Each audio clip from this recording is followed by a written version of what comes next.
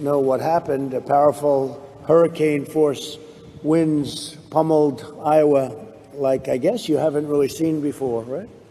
Has this ever happened, a thing like this? Not to this extent have we experienced anything even close the to size this. and the power of the winds. All Americans are united in grief and prayer for the precious life that was lost. So how many people were lost, would you say? Right now we've had 3 fatalities, and when you look at the severity of the damage and how widespread it is, and especially and people in injured, I know, but but they'll be okay, right? Yeah.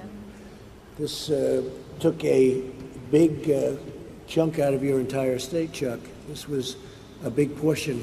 I guess more than half of your counties were affected, and some very badly, right? About 113 million acres of crop. Amazing. No, it's amazing. So my administration's already working with Iowa officials, some of whom are with us now, to provide aid and to assess the damage. Winds from 80 to 110 miles per hour have carved a path of destruction through over half of Iowa's really great counties, many of which I got to know over the years. Up to 43% of the state's corn and soybean crops have been damaged or totally destroyed. 332 cell towers were damaged, think of that, impacting 1 million residents. Nearly 500,000 of the Iowa electric customers lost power, but I understand the power is back to about 90%. That's the goal by the end of the night, so we're making progress and getting closer. And the power company's done a good job Yep. under the circumstances? We had 595,000 households without power. 97% of Lynn County had no power from the storm, so unbelievable. So they really did a good job getting it back, right? Yeah, So fast. with the That's compact fantastic. aid, mutual aid, really implementing that, we've seen a lot of collaboration take place. Fantastic. Thank them for us. And schools here in Cedar Rapids were hit very hard, and many of the schools that plan to open are now going to be delayed, not for the pandemic reason, but for an unrelated reason that nobody thought would happen. So yesterday I approved a disaster declaration for Iowa, you know that? And it was done in record time, and we're offering the full support of the federal government, so you'll take care of that. Sure. And the USDA also announced assistance for impacted farmers, just as we delivered $117 million to the Cedar Rapids Flood Mitigation Project in 2018, and that was another big one. Yeah. Cedar Rapids has had a rough couple of years when you think about it, right? But we took good care of the flooding, and just like we did that, we're going to help you recover from the storm, and we'll get it done, and we'll all get it done together. Iowans have always been resilient and strong and tough, and great people. From the depths of this grave hardship, we will rebuild even stronger than before. We're going to be in fantastic shape in a very short period of time. You have a outstanding group of people representing you, and maybe if I could, Kim, you could start off and say a few words as to what's going on and how we can further help. Yeah. Well, first of all, I just want to extend my gratitude for the incredible turnaround time. In less than 24 hours, you were able to approve the major disaster declaration, and that provides a lot of insurance to our communities that have been impacted by the derecho. It's basically a 40-mile wide tornado that went through the state of Iowa, 112 miles an hour per wind, up to some of the highest speeds. And as I indicated, 595,000 households without power, significant damage to our electricity and communications infrastructure. But the capacity of our utilities to get people back up has been great. Appreciated Secretary Administrator Gaynor being on the ground yesterday and seeing firsthand some of the damage. 27 counties will be adding more, 16 public assistance in the disaster declaration, 27 getting individual assistance, and that'll have a huge impact on Iowans. And just to really appreciate that. You have to do. Just so we're on the ground now. How do you compare this in terms of damage with what you had with the flooding a year and a half ago, 2 years ago? So this is just so much widespread. When you think about entire counties that have been taken out, you heard the senator say, over half of our crops have been devastated. We are anticipating these early estimates, about $4 billion worth of damage. 3.7 of that is through agriculture, between the loss of crops and structures, and then... So this is even more than the floods? Oh, yeah, yes. Wow. More widespread, and we'll have additional counties that will be added. They're working on that right now. The mayors will talk about some of the Good. early estimates that they're seeing, but significant damage. But we will come back stronger and better than ever, and we've got a lot of help, and we just appreciate the quick response Well, that you we've know, been you able have to your provide. friends from the Army Corps of Engineers. Nobody better. They helped you the last time. You didn't They- think it'd be back so soon, General, did Yeah. you? Well, I appreciate the response with the floods. Well, Mr. President, of course, we work for FEMA and the administrator. We're very, very proud to be out here. We've been asked to do some assessments on some of the debris removal. We think they've got about 1.5 million cubic yards, and the state's going to do a lot of that heavy lifting. But whatever we can do to help, the Army Corps is all in. So, Chuck, with that voice, wouldn't he be a great politician? His voice is almost as tough as yours. Not quite. As long as he doesn't run in Iowa. That's a good point. Chuck, what would you Well, like to say? first of all, I think you're coming here and representing the federal government and as President of the United States to show your work and helping us work through this is very, very important. So we thank you for that. And if I were going to compare the 150 miles I traveled from Boone to Cedar Rapids Thursday, Friday, and Saturday last week, the damage to the crops, I've seen corn flat on the ground in my 50 years of farming, but I have never seen it mile after mile and just flat on the ground, and very little of it recoverable, I think. So that's something to keep in mind. And I think that one of the things that make you proud of Iowans is, I think you probably know, neighbor helping neighbor, and things of that nature. So we thank you for coming, and the widespread damage that you're going to be alerted to, and the homes lost and the power outages and the crop damage is all important. But you're stepping up to help with that declaration, and we thank you. And you know, it's difficult because you had the largest order of corn in history. Did you know that last week? Yeah. From of all groups, China. How about that? China. Which, I don't know, makes you think a little bit, doesn't it? Huh? But China made the largest order of corn twice over the last week. So how does that affect an order like that when you have such damage to the crops, to the corn crops? Well, I think last week, when the price of grain went up quite a bit, it helps, but then that's going to help those people that have grain to sell, but the farmers that have been hurt with the damaged crop, Yeah. the only But help. are they able to fulfill an order like that? Will they be able to get an order that big? If that's your question, the Yeah. answer is yes, because we have so much carryover from the That's year great. before. Oh, Yeah. that's very good. Yeah. That's the two biggest orders of corn in history we got. That's because they think I'm not happy, and I'm not. I'm not happy at all. Just the opposite. Joni, please, go ahead. And Mr. President, thank you so much for being here. Really appreciate your time and your assistance to the folks here in Iowa. And the discussion that we had yesterday morning, I thank you for that. And I can tell that you really do care about the citizens on the ground here. One thing that would be helpful, of course, with the impact to the ag economy, the loss of so many crops, is our farmers would love to know that with these gap year waivers that the oil refineries are submitting to the EPA, that we just dispense of those. We not allow them to move forward. Some of these waivers would apply to years 9 years ago, 8 years ago.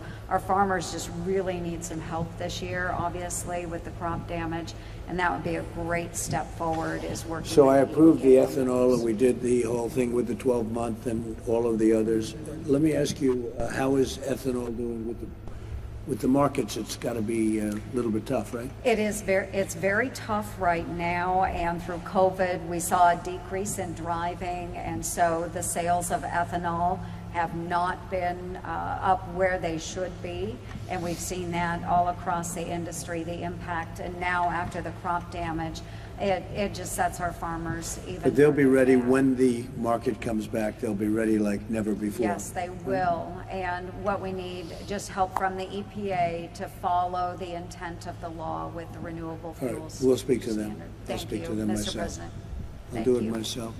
Chad, please. Absolutely. Well, Mr. President, Let me again commend you, as the senator did, for coming here to Cedar Rapids. I think that sends a strong signal to all Iowans, and certainly thank you for providing the disaster relief funds that you have done so quickly. Don't forget, this has been a very loving area for me. Cedar Rapids has been fantastic, and we've developed a lot of great relationships in Cedar Rapids, so I never had a doubt, really. So. I had the opportunity last week again to talk with Governor Reynolds about the devastation. And of course, FEMA has been here really since day one, and Administrator Gaynor has been here over the last 24 hours, working with the governor and all of her staff on these priorities as well. And FEMA stood up really since day one, their regional coordination center here, to make sure that tie between FEMA and the state was absolutely critical and spot on. So it's there. You're certainly granting that major disaster declaration is a huge step forward in providing that public assistance and the mitigation assistance. So really want to thank you for all the work that you've done over the past several days to make sure that we get the resources to Iowans. We wanted to get it done fast, and we did record fast. Pete, go ahead, please. Yes, sir. Thank you. Again, thank you for approving the deck in record time. Really means a lot to the governor and her staff. We had a great tour yesterday. Went out. We saw firsthand the devastation. So aside from the level of devastation, Were you surprised? I was. I had He's not seen it all. This guy has seen devastation like nobody, but this is bad. Yes, sir. And so aside from the devastation, the thing that impressed me most was the spirit of Iowans helping Iowans out there. So volunteers helping volunteers with food. We just came from Operation Barbecue, that's in the back lot of the airport, serving tens of thousands of meals. The National Guard on streets, clearing streets, electrical restoration crews as far away as Nova Scotia here to help restore power. Really unbelievable. We have a ways to go, but the amount that they've gone so far, quite impressive. So we'll be here until we're done, right beside the governor and her team. What is the timing, do you think? Well, it will take some time to clear debris. I think debris is going to be some of the hardest things to do. There's lots of it out there. So that does take time, but we have a plan to do it, and again, we'll be here until the job is done. Can you find usage in some of the corn? Is it aged enough, or is it just really not going to be able to be used?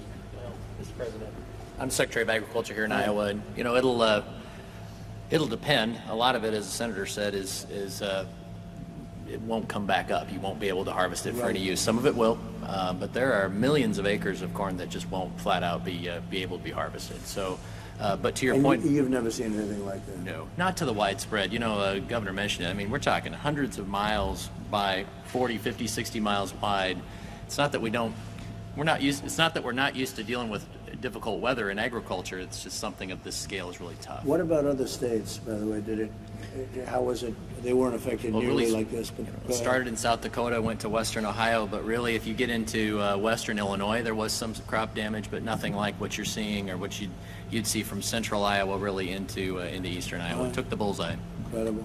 Okay, thank you very much. Good job. Would anybody like to say anything? Please, go ahead. Please. I'm Brad Hart, Mayor of Cedar Rapids. Good. Welcome back to Cedar Thank Rapids. you. Thank you for your leadership, and thank you for the disaster proclamation. That is really important for us, and it's starting to, not only the federal aid, but the rest of the country is starting to take note. And so we're getting volunteers and help from around the country, and that's really important. Almost every one of our almost 60,000 homes and businesses had some kind of damage. That's how widespread it was.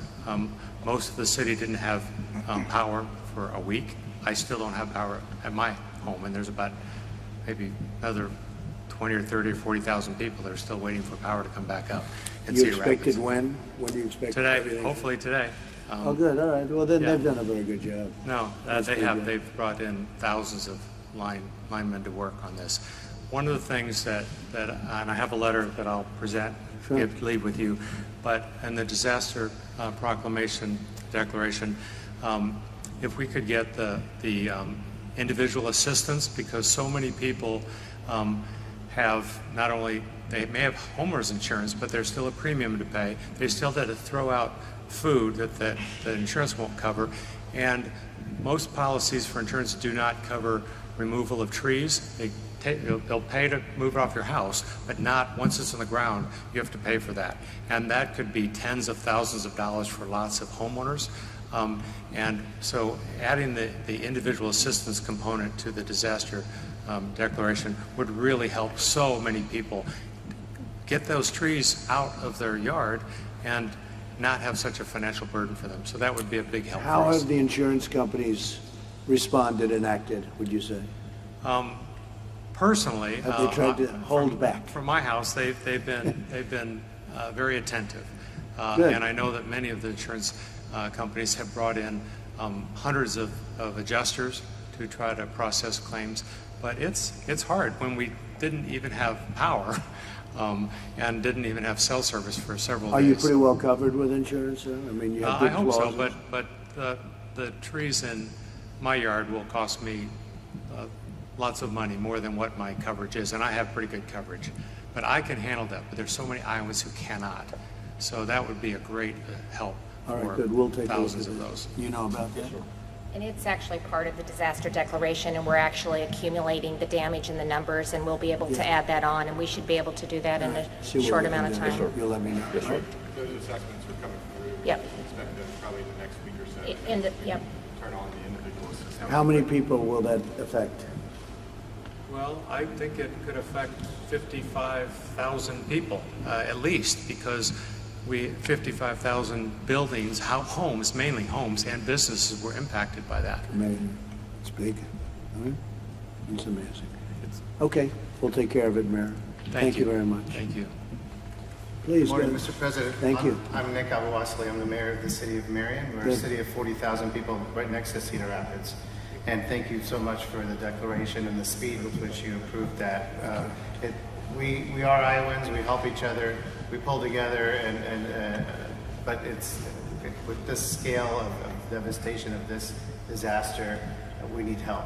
And we're really grateful to be getting the help from the state and from you. As the Mayor Hart said, the devastation is very widespread, and that's what's unique about this disaster. It's not just one area of our community. We estimate that 90 to 95% of buildings, homes, and businesses in our town have some type of damage. And the tree removal, my understanding is that, as the mayor said, the insurance policies will pay for removing the tree off the house. That a lot of trees didn't fall on the houses. And so the average tree removal is as I understand, is $3,500 per tree. And so I know someone who lost 39 trees, large, mature trees, some of them over 100 years old. I know another tree farmer who lost 5,000 trees. So if you drive around the community, the debris covers up the buildings. So is that a liability when you have trees, all those trees? You love those trees. You'd rather keep those trees, right? Well, they provide tree cover and are very helpful for energy efficiency. So that's really a loss. Yes, absolutely, absolutely. The other thing, we're worried about individuals and businesses because on top of this, the economic stress of COVID, obviously, now people have this type of stress with the financial burden of removing the trees and clearing the debris. How are you doing with the COVID? How's your area, both of you? How are you doing with COVID? Well, we were had the second highest number of cases and deaths, but we're now running in fourth or fifth, which is, I don't want to win that race, so I'm happy that we've moved down. We're working hard. The community has stepped up and masks, and businesses are requiring masks to protect the customers and their own workers. I think we'll get through it. People really understand the importance of it now, and people have adjusted their lifestyle. But a vaccine will. Yeah, will well, be they're doing wonderful. great on vaccines, and they're doing great on therapeutics, and even places like I was reading, New Zealand is in such good shape, and then today they have a big outbreak. So it's the invisible enemy, but we're getting through it, and the vaccines are coming along really well soon, and therapeutically really good. We are concerned, Mr. President, though, that we might lose a lot of small businesses because just as they're starting to recover from COVID and open up for business again and regain their business, You get hit. now they got hit. And so if there's a way to help them, maybe Okay, extend the PPE. well, we're going to look very serious, let the individual help. Okay, let's do that, okay? Sure. It's a double whammy. Let's help. Please. State representative, and the district that I represent is in Marion and Cedar Rapids, so I've been working with these gentlemen since the disaster hit last week. I just want to touch on, a lot has already been said here about what this state needs, and thank you for your leadership in getting that presidential disaster declaration. I'm a mom myself. I have a 7- and 9-year-old, and you touched on schools and how challenging that's going to be going forward. I was just talking with my superintendent this morning. We've already delayed the start of school until September 14th. For Linn-Mar District because of this disaster. So they had already made a lot of return to learn plans dealing with the challenges with COVID. So I think making sure that we take care of our school buildings. They suffered damage, catastrophic damage in many cases, similar to a hurricane. So exactly what you might see on the East Coast during a hurricane, we've now experienced that right here in the heartland. So I just want to say I appreciate your speed in getting that through. Those resources will be greatly appreciated and greatly used to help our When was the kids last attend time school. something like this happened, would you say? If ever? Not I mean, this like 100 dramatic, years ago? Nothing like widespread.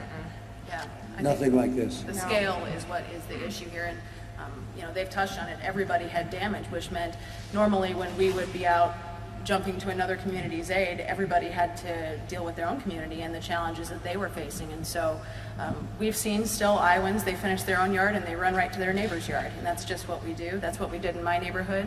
We just got power last night, and you could have heard the cheers. So I think that makes a huge difference in people's recovery, but there are a lot of challenges ahead, and we will see those in the coming days, but appreciate your open line of communication. And Well, we'll take care of it, and you're going to have a very fast recovery, I predict. Please, go ahead. Yeah. Mr. President, I'm Wayne Blackford. I'm a farmer and a cattle feeder right north of Marion here, and I want to thank you for coming to Cedar Rapids. But I think the big thing, we have insurance on our buildings and our farm, and we also have crop insurance, which we want to thank you for, and keeping that in place over the next several years. We really need the crop insurance. It's going to be a big help. But we're fine with our buildings. We're well insured, but we need profitability in agricultural to keep going. We need to be able to rebuild and rebuild right, not just cobble things together. But you feel good about it? I feel good about it. And you really have good insurance. Most of you seem to have very good insurance. Well, we've seen tornadoes before, and usually when we have a tornado, it hits one spot. We actually feed cattle on 11 farms, and so, yes, we've had trouble before, but never on this many places at once. So this was in a way less dangerous than a tornado, but much wider, right? But the point of a tornado is truly brutal. My wife and I were in the house, and we said, this is not a tornado, but when the siding went off the back side, we decided to go to the basement. So, it might have been. He said, maybe it is a tornado. Yeah, so it felt like a tornado. I don't know if it sounded like a freight train, but it was devastating. That's incredible. I never seen stuff go by the window so fast. Good job. Very good. Please. Good morning, Mr. President. Mayor Jarek Armstrong, Mayor of Clarence, which is about 35 miles east of here on Highway 30. It's a town of about 1,000 people, small town like a lot of communities in Iowa. And we just want to thank you for everything you're doing for the state of Iowa and all our small communities, because we are going to need the help. We were the hardest hit community in Cedar County. Numerous homes damaged, trees down, as the other mayor said. But you stated earlier the resilience of Iowans really came out last week, and I can say that for a fact in my community. The people that stepped up to the plate, the farmers that brought their equipment into town, got it out from underneath of their buildings that were collapsed on top of the equipment, and brought their equipment to town to help clean up the mess so we could get power restored to town, which we got back about 4 o'clock yesterday afternoon. It really brings out the best in people, and Iowans are some of the best at that. So we lost, there's a farmer north of town that lost a barn that was in his family for 8 generations. So it is something like we've never seen before. We just appreciate all your help. Thank you. Thank you. Great job, too. And Kaylee, let me ask you, with all that's going on in the world, is the world aware of what happened in Iowa? Because it is really something.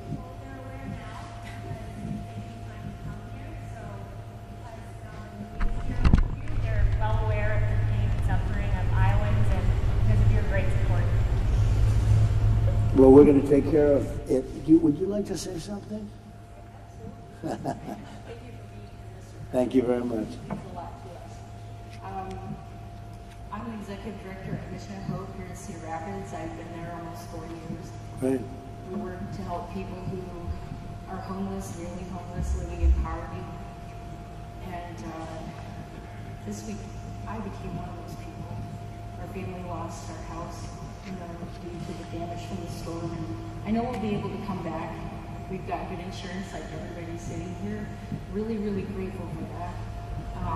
Just to echo what these guys said, we have a 2.5 acre wooded lot, fully mature oak trees over 100 years old, and we lost over 100 of them. It's going to be well in excess of $250,000 just to remove trees. No kidding. Wow. So, that's incredible. That's a big part of it. That's a very big part of it. It's something that our family, was not quite prepared for. We didn't even own a chainsaw. So, I want to shift gears for a second and talk about the people that I'm blessed and lucky to serve at Mission of Hope. They're hungry today, and it's day 9 with no power in that neighborhood, and they're not just hungry for food. They're hungry for compassion from our leaders, just to know that our leaders care and are working on their behalf. They're isolated people, so they don't necessarily have good access to, right now without power, they don't have internet access, they don't have coverage of the local news of what's going on. People are trying to help them, but they're hungry to know that. They're hungry for a human touch. This COVID pandemic has isolated these people, and I just went through our lines this week of people who were waiting for lunch, giving out hugs, even in spite of the pandemic. Just people are hanging on to a hug and clinging to personal words of encouragement. Their physical needs are not being met. They lost their food. Many of them have lost their shelter. They don't know where their clothes are. And as I mentioned, they don't have power. Though we do appreciate all the hard work we can see being done in our community, as of yesterday and this morning, we still do not have power. And finally, they need help financially. Due to COVID and the uncertainties of all the business being closed, many of them are just returning to work, and now they've been off work again. And so they're definitely hurting. We're strong as Iowans. You've heard that all around the table. We're strong and we're resilient, Mr. President, but we are tired and we need your help. Thank you very much. Very much. Would anybody like to ask any questions? The governor, senators, or FEMA, or Chad, any questions for them concerning this situation, which we're going to take care of very rapidly in Iowa? Anybody? Okay, it's been very well covered. Senator, thank you very much. Joni, thank you very much. I appreciate it. It's great. We'll get it taken care of. We'll get it done very quickly. All of you will get it done. Ashley, we'll get it done very quickly. Chair, thank you. Governor, it's all done. So now we have to start working, but the papers are done. You're going to look into this one event quickly, and we'll get that approved. Okay? Thank you very much, everybody. Thank you very much. Appreciate it.